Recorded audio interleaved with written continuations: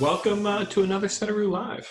Thanks everybody for taking the time to join us today. I'll give you a minute to kind of get settled in, get your audio working, and we'll jump into things. We're planning today similar to what we've done for some of these in the past. We've got a whole bunch of new folks on here as well too, so thanks for joining us. But time-wise, we're going to be looking at probably 20-25 minutes worth of kind of information, some things I want to share with you today all around valve maintenance. But we'll have plenty of time for questions in there as well too. And in fact, I would encourage you to ask a lot of questions as we go through things. It's as we've done more and more of these, the more questions you have, the better they tend to be, and we really are trying to share as much information as possible, as efficiently as possible with you. So when you fire away with those questions, we can get those answered. Those of you that weren't experts in Zoom 4 weeks ago, you're probably getting closer to being an expert at it. If you haven't been on a Zoom webinar before, the controls might be a little bit different. The big difference, the thing that you'll notice in here is you'll see in your controls for Zoom that there's a panel, or there's a button for Q&A on that panel, and that Q&A button lets you ask questions, and that's really the most efficient way to fire away with the questions. There's also a chat window in there as well too that you can drop messages in, and I'll see those, but they come through a lot more structured in the Q&A, and it's a little easier for me to hit all those on the fly. So if you can use the Q&A button, and that will let you get the questions in there, and we'll get those answered as we go through the webinar here. If you don't already, take a minute, follow us on LinkedIn, Facebook, Twitter. We post a lot of information to those channels, in addition to email, obviously. But there's a lot of good information that goes through there, and it becomes a really kind of efficient way to also interact with us and to let you know what's going on. We often share a lot of information in those social posts that we don't on email, especially around new customers and kind of tips and tricks of the software and other information. So a lot of good stuff to do there. So I would encourage folks to take a moment and look for us on your favorite social media channel. We're gonna, as I said today, we're gonna talk about valve maintenance. And this really ties into what we talk about on Sedaru, this idea of drops. And drops is really thinking about what is for your utility, for your customers, what is your holistic way that you're going to be able to bring that smart water vision to your utility. And we recognize that at most utilities, you're not making monumental, revolutionary changes quickly, right? The nature of the business means that we have to make incremental progress and really everything that we do. And drops is a stepwise approach to get you there. And so it's really thinking about, one, how do we take our data and start using it digitally and using it in real time? Because you might have data that's siloed, you might have data that's on paper, and you might have significant time lags in how you can utilize that. And so that's what that first part of drops is really talking about, is digital and real time. And it's really kind of where we're going to focus most of our energy today. We're also going to get into the O side of that, where we're talking about optimizing and how do we more smartly use our resources to tackle a lot of pieces as well too. And then we'll kind of hit on some of the other pieces as well too. We put together a whole series of webinars that we plan to keep a couple times a week to keep talking to you about different topics. So we'll get into some of these other pieces as well too. So if this is informative to you, I would encourage you sign up for some of the other ones as well too. We promise to keep them short, keep them efficient, get your information that you're looking for, and get your questions answered, and then let you get back to the other things that you got to tackle in the course of your day. So I'm gonna start here with talking about the field interface, and so what that means is we're looking at what you're going to see, or what you see on screen now, is what we call Sedaru Field Force. And when we talk about valve maintenance, right, when we think about valves in our system, you've got, I mean, obviously depending on the size of your system, but we're typically talking about thousands of valves, right? So we're not talking about, something that is necessarily in and of itself high value, right? One valve in and itself is not an expensive,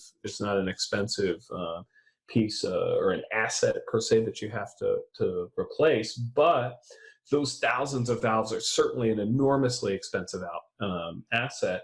And then, of course, those valves are what allow us to do a lot of the other maintenance on all the miles and miles of pipe that we have in our system, to respond to outage events, to help us manage flushing, all of those things, right? So in any of your sort of day-to-day operations, you're constantly touching valves and thinking about how am I going to approach things and how am I going to work with those valves. And so how you work with those from the field through the years, what I've found is it's just critically important that your folks in the field have a really strong way to interact and work with your valves to record information about that. So we're going to start this presentation by really talking about the field experience. Here's the other piece of this, and when I think about deploying technology to water utilities, is the number of users of that technology that you're going to have. Your field staff tends to dwarf the number of people that are going to be using it in the office, right? So when you think about deploying field technology, what I like to really start thinking about is, how do I make it as easy as possible for everybody in the field? Because if I make it easy for my staff in the field to be able to do things, then you're automatically swimming with the current, right? And you're not having to necessarily fight those battles. And then your folks in the office tend to be a little bit more computer savvy. They tend to be able to kind of jump into applications a little bit better and to do things. So if you make the field folks happy, your projects tend to go a lot smoother. So what you're looking at here is the field interface. It's designed to be really easy for folks, and I'm running it today just off of a Windows tablet. You could be running this on an iPad. You could be running it on a phone as well too. I think one of our upcoming webinars, I'm going to focus just on the phone interface as well too. But for today, we're just going to run it off of here, off of this Windows tablet as well. So what you notice across the top is you see these assets, and then you see numbers associated with them. And essentially, those are just different work orders that have been assigned to somebody. So here I've got 811 dig tickets. You can see the location, those little flags across the map. I've got hydrant-related tasks that are assigned to me. I touch on that tile, it shows me those. I've got customer complaints that are here. I got a little cluster of them in a couple of spots of things that I need to investigate or look at. And I've got here also sort of some pump-related tasks in here as well too. So it's designed, again, so that from a training perspective for your field staff, it should just be really easy and intuitive for them to figure things out. So I'm going to touch on valves. And you see here, I've got 13 valve work orders assigned to me. I'm just going to navigate on the map and zoom right in. You'll notice this is the interface here on this iPad is pretty map intensive, right? So it really uses the GIS. It's designed to integrate seamlessly to your GIS, which is really important. I mean, when we talk about that idea of drops and how do we more efficiently use digital data real time, a lot of that also boils down to eliminating data silos within the organization. So when you use Sedaru, one of the things that we're doing is helping you consolidate those data silos. And part of that is natively being able to use your GIS right within here. So we can, through web services and through Esri technology, be able to directly consume all that information. So as you make edits or changes to your GIS, your field staff are going to see that directly out here in the field. Let me zoom in a little bit more here so you can get an idea of what this looks like. And so what I've got these large valve icons here, and those indicate essentially valves that have a work order assigned to them. Let me scroll up here a little bit, and you see here there's a smaller valve icon, and that's just what the normal symbology for the valve looks like. So there's not a pre-assigned task there. But let's go back here to a pre-assigned task.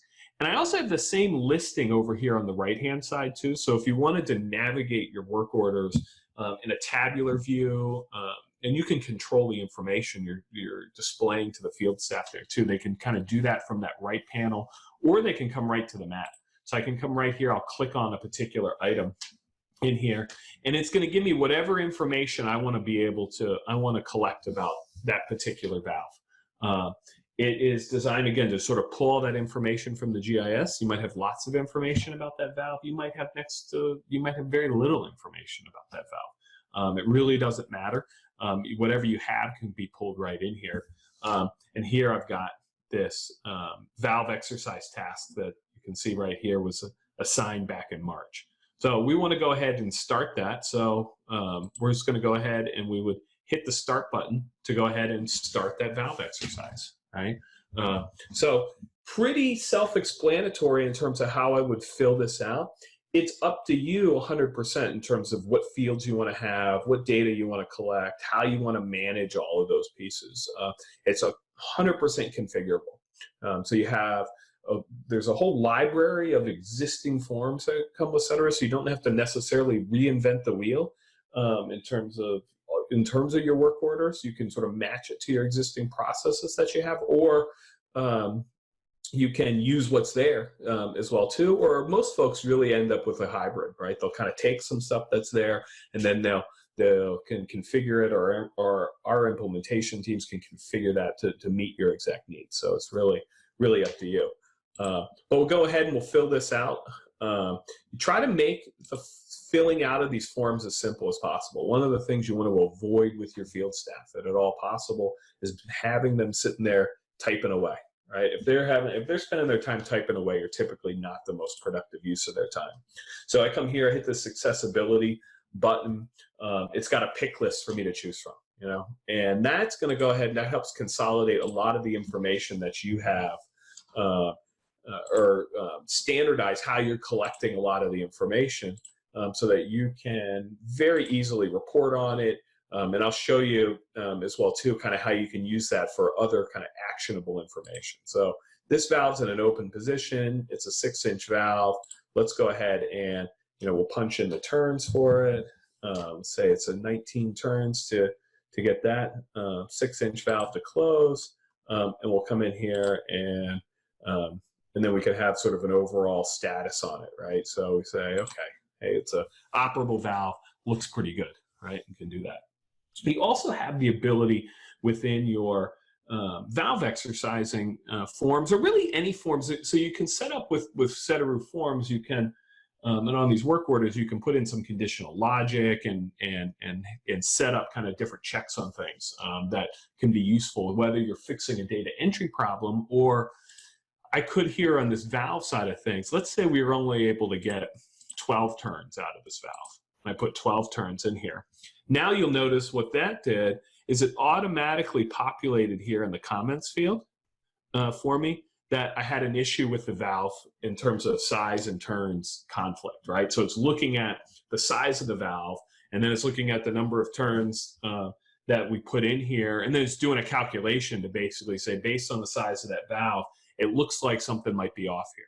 So then from a field perspective, they can see that immediately and go, okay, did I count the turns wrong? Or is this thing actually hard to turn? Do I actually have a problem in here? And I could come in here and, you know, maybe I'm going in and saying it's hard to turn, you know, or depending on how I want to, you know, what I end up wanting to do there with that. So you have the ability to start doing all that. And the nice part about this, about filling out that form, is it literally, you know, how long did that take me? A few seconds, quite frankly, to do all the data entry there. So when you're out there turning that valve, it can be done and handled pretty quickly. And then I've got the option here. I'll come in and I'll say, you know, did I need to, I can come in and log labor, equipment, materials on all these pieces as well too. So it's certainly not required that you enter labor, equipment, material. If you're just starting out from paper, I often find it's much easier to not do labor, equipment, materials right off the bat, because you could be introducing a little bit too much change to your field staff. But again, depending on what you want to do in your organization, you can do that. Now this is me, Adam Simonson here, that's completing this. So it already has me sort of pre-populated in here as a name, but if I had was working on something with multiple people, we can put, you know, everybody's time in here, but we're just going to put in my time. It's just regular time. Again, you can sort of configure this how you like.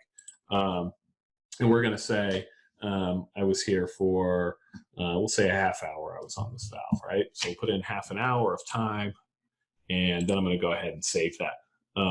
And we're not going to worry about material or equipment in this case here, and we'll just go ahead and save that. And so now you see immediately it turns green on the map for me. I did have 13 valve work orders assigned to me. Now I have 12 that are left up there, right? So from a field perspective, they're getting immediate gratification to be able to see that that item was completed right away in there. And then what you also can see, I've still got my active list of 12 work orders. If I swipe to the right here, I then see a completed list as well too. So again, it becomes really easy for the field staff to kind of manage all their work out here. And again, this should help you from, and I'll show you, I'm going to go in the office piece here a little bit, and I'll show you how to assign these sort of tasks and how some of these things can be set up as recurring maintenance and all of that. But from a field staff, you don't have to micromanage things here at this point, because they can sort of see their tasks, see their work, and have all those pieces completed right from there. So what I tend to see is the field staff really love being able to kind of use this interface. It's really helpful to them. A couple other, I'll show you a couple other neat things here in the field interface here, and then we'll go into the office. Let me go back out to those valves that we were just, you see up here, we've got different valves, right? And they're color coded too, right? So I got a hydrant valve here that's in red. My normal gate valves are in this black and white. You can control the symbology for your organization however you want, right? It's just going to inherit from those Esri maps, or you can have, you know, different flavors of that. So if you're looking at, you know, here where these water lines are blue, but in your, you know, system you have them set up as brown or red or however, right? So you don't have to reteach everybody what should a valve look like on a map, or what does a meter look like, or a pipe, or any of those pieces. So you have that flexibility that goes in there.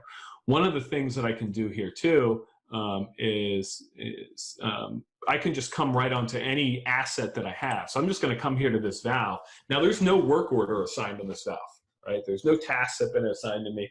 I could just be out in the field and want to check what I'm doing, and check and see what information this is and what I'm looking at, and can see that right from here. Or I can complete and start a work order right from here, right? So I'll hit start, and you see here, we've got a whole bunch of different kinds of valve tasks assigned here, right? Valve exercise, valve inspection, replacement, you know, all these different kind of pieces here. And again, this is all up to you in terms of how do you want to structure your valve maintenance program? How do you want to complete tasks? Do you want to click on that drop down and see a list of 15 different types of work orders, or do you want to have 4 types of work orders? You really have flexibility in that. One of the neat things you can do with Sedaru, though, that can be of a big benefit is if you're using a Wachs Valve machine, you can actually have a full integration to that Wachs machine in here. So I'm going to choose a different type of valve exercise here, and it's going to bring me to a slightly different form that I have out here. And I'm going to hit this little button here, and that said launch Wachs controller. And so this is really cool. So those of you folks that are using a Wachs controller will recognize what this interface does. And what you're actually going to see here is, and it's trying to connect directly to that Wachs machine, right? And I'm sitting at home here. Obviously, as fun as it would be to have a Wachs machine sitting in my driveway, I don't. So you'll see here, it's still trying to connect, right? It's getting a little red box here, so I'm not actually connected to a Wachs machine. But you see, this controller is the same controller that you'd be using on that like Windows CE device that you have on the Wachs machine, but now you're using it with the cool map and with all the other information around there for you. And so what it ends up doing is when I hit start and that Wachs machine starts working, and it's trying to get the turns, and it's all the sort of, you know, settings and all those pieces exist that already are set up there within that Wachs machine, all that information automatically gets captured and brought right into the work order. So it's for folks that are using a Wachs machine, it's super useful, really helpful. And again, sort of, you're now getting rid of another data silo because you don't have this access database off to the side that where all the Wachs information is getting written to, and trying to figure out how to work with that. So it can be really really flexible, really powerful for folks. I'm going to show you a couple other things quickly in the field interface. If you have questions, now's a good time. Think about those questions. You can go ahead and start popping those into that into the Q&A panel that's right within here. Couple other neat things I can do within the field interface. I've got the ability to see in the lower left.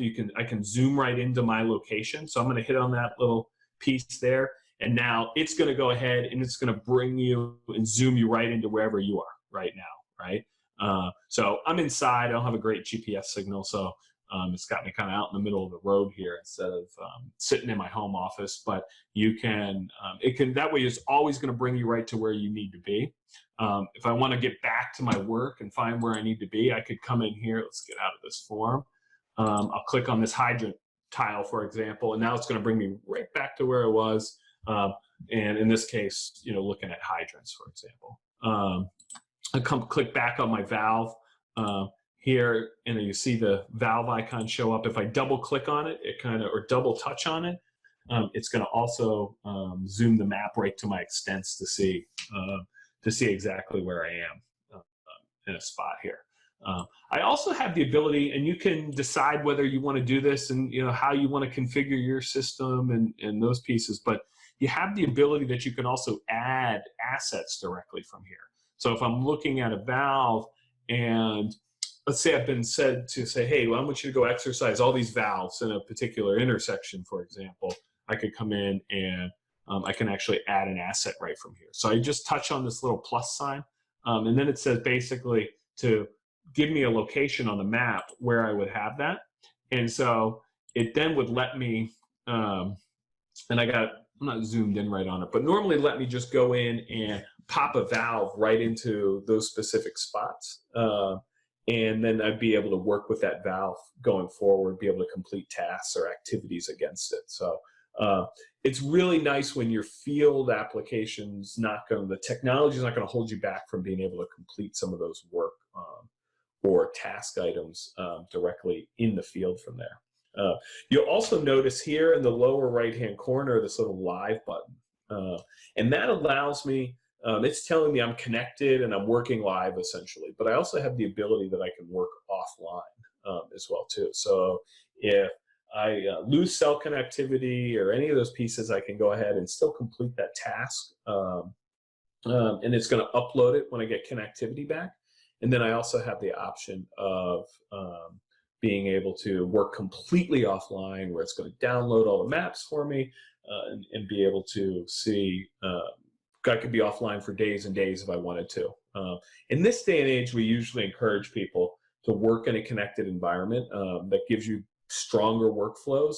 But if you're in a spot where you just simply don't have that self-connectivity and that ability to do some of that stuff, it certainly provides a really strong option for you there. Okay, let's see. Let me hit a question that's popped in here. So one of the questions was essentially is, does this work as a sort of a standalone piece all by itself? Like, how does it work with other systems that you would have? And so the answer is really both. So if you're you could take and you could purchase licensing for Sedaru and could set it up and just run a valve maintenance or valve exercising program and use that standalone. And Sedaru's got the ability to manage all of that. In fact, it's really a full functioning work order asset management system that lets you take advantage of all those kind of capabilities that come with that. So I could roll it out across my entire water system, sewer system, public works, or I could just set it up and deploy it for specific functionality. You also have the ability to integrate Sedaru to other kind of legacy work management systems. So if I was running Maximo, for example, or if I was running CityWorks or like an Infor Hansen, I can actually take Sedaru, integrate it, and use that as the as a field, just as the field application on there. And then I'm going to hop into the office piece here in a second to show you how that works. So you have that, that ability to do that within there also. All right, let me hop into the office piece here. So this is what we call Sedaru Omni. This is designed primarily as the office application. Now I'm running this from a web browser. So you can, essentially, it does require internet connectivity though on it. So, and it does quite a bit more than what's in the field. So we'll see this used by office staff, of course. It's also used oftentimes by field supervisors and folks like that to complete activities or work, or to manage activities and work. So a couple things that are pretty neat across here. One, I can navigate the map similar to what we were kind of looking at in the field side of things. So I'll zoom in a little bit. You'll see that update. If I want to schedule worker tasks, for example, I can actually come in from here. I can select assets by just clicking on them, or I can come in and actually here, I'm just going to draw a box around them. And that's going to select a whole bunch of assets for me, right? So I selected some hydrants, some pipes, some streets, and a few other pieces in here. But we're just worried about valves at the moment. So maybe I want to assign these. I know I want to get all of these valves turned, once every, let's say every 3 years. I want to make sure that they're exercised and turned. So I can actually come in here and I just hit the little button to schedule that. And we're going to say, we're going to schedule a valve exercise for here. We'll assign it. We can pick a group of people, pick a single person. I'm just going to pick myself. Well, maybe we'll do a couple other people in here also just for fun. And we'll assign that task that's in here. If I was doing something in relation to like a customer request or some of that stuff, I can fill in additional information there if that makes sense. But then what I want to show you is I can come down here to this recurrence piece. And let's say, like I said, I want to do this. We're going to set the interval to yearly and say, every 3 years, I want these valve tasks to be completed. And, we'll just kick it out a couple of years here. So we'll go out to, we'll pick a date in the future here, fill that stuff in here. And then I've got some options of what do I want to do with past due work orders. We'll say yes. So if we don't get to it, it'll automatically expire those work orders. So you don't build up a lot of clutter on some of that routine maintenance. And then we'll go ahead and say save. And now what I've done is I've gone ahead and we'll create that work order. And so now I've automatically created that work order for these 15 valves to be completed and to be able to schedule those tasks for folks going forward. And so you can systematically kind of set up all that routine maintenance in there as well. What's also pretty neat is I can use these tiles to keep an eye on what's going on and how things have been completed. So if I, for example, let's say I click on this item here for valve work that's been completed, right? And let me deselect a couple things just to kind of declutter this a little bit. So get rid of my other map selection.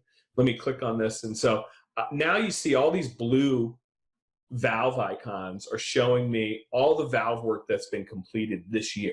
And I can see that information right on the map. I can drill into any one of these really quickly from here and be able to see and work with that information from here. I'm going to switch to another tile here. You see I just sort of popped over on this performance tile to inoperable valves. And so now I've got 119 inoperable valves. My map's kind of cluttered though with those, so we can kind of clean that up. I'm going to hit this little filter button. And now you see what it shows on my map is just those 119 inoperable valves, right? So now if I want to start tackling, fixing those valves, I can drill right into that and look at it. And same thing, I could come in on this map and let's say we're going to start over here and we want to fix these inoperable valves. And so I'm just going to do the same thing. Well, we can just pick one here.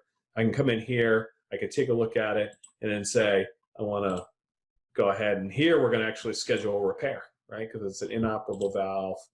I'll go ahead and assign it to myself. I'm not going to do any recurrence on that, obviously. and then I go ahead and save it, right? And so you get this really, really easy to work with workflow that lets you function and lets you, tackle all those things going forward. And it should be easy for your office staff to do that. All right, and then from a overall management perspective, instead of looking at it from a map, I could come in here and I could switch to what's called this trend view. Okay, the trend view is pretty neat because this lets me go ahead and look at how things are behaving over time.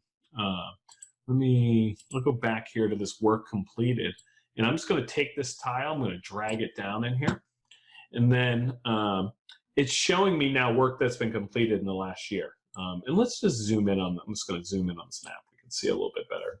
So now from basically December through to this year, I can see on any given day how much valve work did we do, right? And you can essentially do this for just about any of these performance tiles that you have set up in the system. And so it becomes really easy to kind of stay on top of those things. You want to put together your sort of monthly reporting, your weekly reporting. You've got a board that you've got to report to. I can have all this information right at my fingertips. It's going to produce metrics for me in terms of, how am I doing over the period? So if I'm looking at from 1 week to the next, what's productivity look like? I can do that. I can hit this little create report button, and that's just going to spit out a report for me in Excel that's going to have all the details about the valve exercising in there and what you can do with that.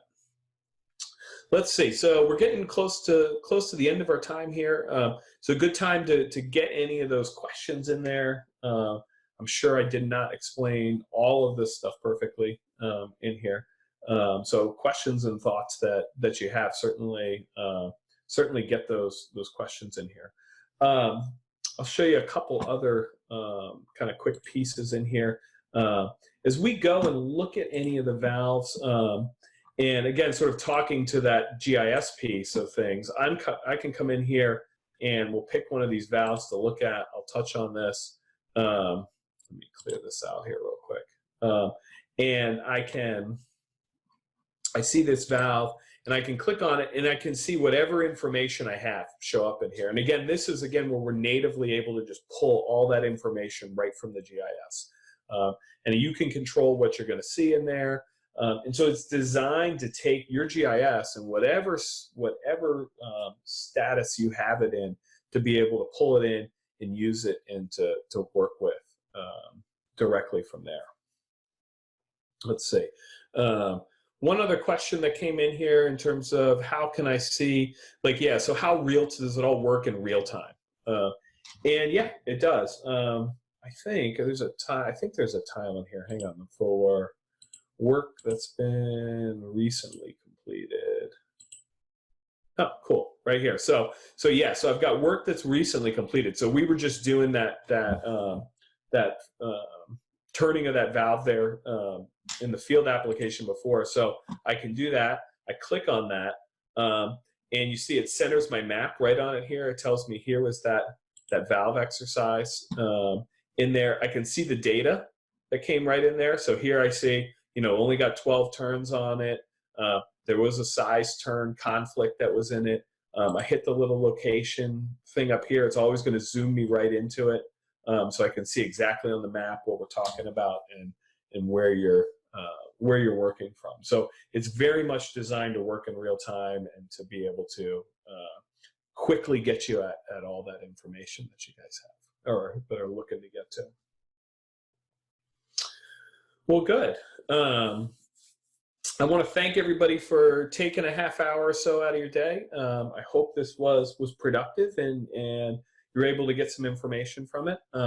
Stay tuned to the email and social channels as we keep posting information about additional webinars and Sedaru functionality that we want to share with you.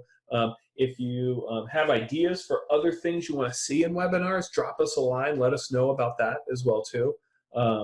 Everybody that attended the webinar, you're going to get a follow-up email as well too. So if you have questions that you couldn't get to today or are looking for more information on, reply to that email. We're happy to follow up with this too and kind of keep sharing all the information. Thank you, everybody, for your time. Appreciate it. Take care.